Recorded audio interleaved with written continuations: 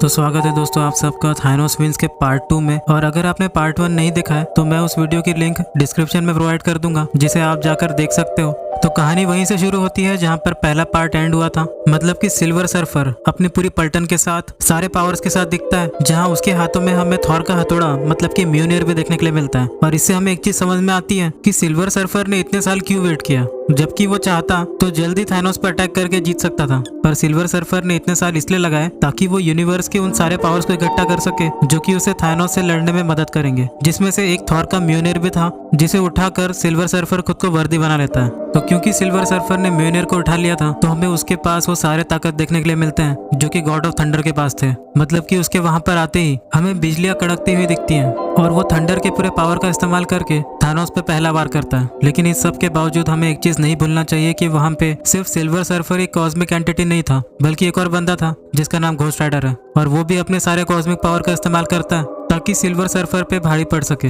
Silver surfer को पहले से पता था कि अगर वो समय रहते जवान थानोस को मार देता है तो फ्यूचर के थानोस को हराने में उसे कोई परेशानी नहीं होगी। लेकिन उसी दौरान हमारा घोस्ट राइडर सिल्वर सर्फर के सर बोर्ड को तोड़ के रख देता है, और बस उसी वक्त सिल्वर सर्फर पूरी ताकत लगा के घोस्ट राइडर के बॉडी को तोड़ देता है, जहां उसके सिर की खोपड़ी भी टूट के बिखर जाती है। घोस्ट राइडर के बाद सिल्वर सर्फर की नजर जवान थानोस पे होती है, जिस पर जवान थानोस उसे कहता है कि लड़ाई तो अब शुरू हुई है। और बस यहीं पर हल्क की एंट्री होती है जो कि सिल्वर सर्फर को हैरान कर देता है। पर हल्क के ताकतवर पंच मारने के बावजूद सिल्वर सर्फर टच से मस नहीं होता और हल्क के गले को पकड़ते हुए उसे दबाने लगता है, जिसके बाद हल्क वापस से ब्रूस बैनर बन जाता है। लेकिन जवान थानोस के वहां पर आते ही सिल्वर सर्फर ब्रूस को अपने पीछे छुपा लेता है ताकि थानोस ब्रूस को हानि न पहुंचा सके। पर तभी फ्यूचर का थानोस सिल्वर सर्फर और ब्रूस बैनर दोनों के पीछे से आके उन दोनों को ही एक ही वार से घायल कर देता है। फ्यूचर का थानोस अपने तलवार का इस्तेमाल करके सिल्वर सर्फर के हाथ को तोड़ के रख देता है ताकि वो म्यूनियर को ना उठा सके, और साथ ही जवान थानोस सिल्वर सर्फर को एक जोरदार मुक्का मारता है। फ्यूचर का थानोस सिल्वर सर्फर से कहता है कि वो उसे म्यूनियर से मारेगा,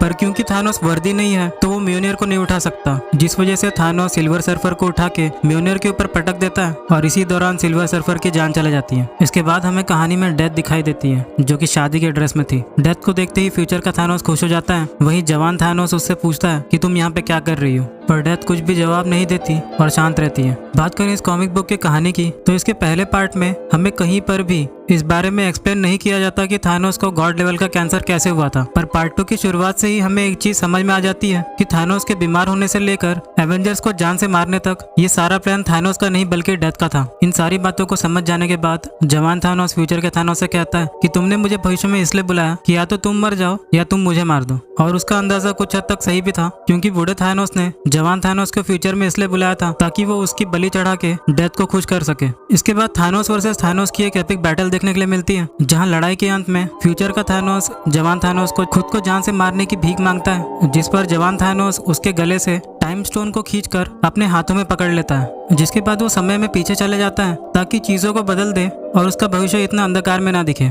जवान थानोस के वहां से गायब होते ही फ्यूचर का थानोस भी वहां से गायब हो जाता है, और कहानी के एंड में डेथ कहती है कि जवान थानोस जीत चुका है क्योंकि उसने पास्ट में जाके कुछ ऐसा किया जिससे अब उसका फ्यूचर बदल चुका है।